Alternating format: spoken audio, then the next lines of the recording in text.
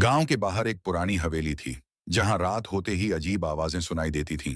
उस रात मैं और मेरा दोस्त अनुज उस हवेली का सच जानने वहां पहुंचे थे। जैसे ही हम हवेली के अंदर गए, चारों तरफ अंधेरा, धूल और डरावनी खाम। तभी अचानक ऊपर से कदमों की आवाज आने लगी।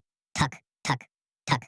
मेरे हाथ कांपने लगे। ऐसा लग रहा था जैसे ऊपर कोई हमारा इंतजार कर कमरे रहा के हो। अंदर एक पुरानी कुर्सी अपने आप हिल रही थी, लेकिन वहां कोई भी नहीं था। हम धीरे धीरे ऊपर पहुंचे ही थे कि सामने वाले कमरे का दरवाजा अपने आप खुल गया। अचानक हमारी टॉर्च बंद हो गई और पूरा कमरा अंधेरे में डूब गया।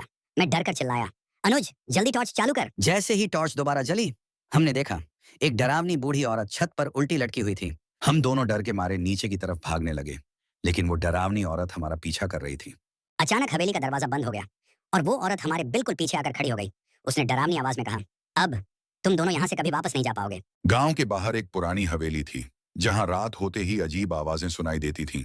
उस रात मैं और मेरा दोस्त अनुज उस हवेली का सच जानने वहां पहुंचे थे। जैसे ही हम हवेली के अंदर गए, चारों तरफ अंधेरा, धूल और डरावनी खाम। तभी अचानक ऊपर से कदमों की आवाज आने लगी। ठक ठक ठक। मेरे हाथ कांपने लगे। ऐसा लग रहा था जैसे ऊपर कोई हमारा इंतजार कर कमरे रहा के हो। अंदर एक पुरानी कुर्सी अपने आप हिल रही थी, लेकिन वहां कोई भी नहीं था। हम धीरे धीरे ऊपर पहुंचे ही थे कि सामने वाले कमरे का दरवाजा अपने आप खुल गया। अचानक हमारी टॉर्च बंद हो गई और पूरा कमरा अंधेरे में डूब गया।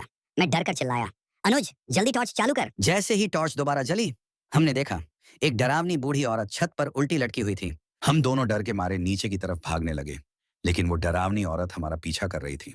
अचानक हवेली का दरवाजा बंद हो गया और वो औरत हमारे बिल्कुल पीछे आकर खड़ी हो गई। उसने डरावनी आवाज में कहा, अब तुम दोनों यहाँ से कभी वापस नहीं जा पाओगे।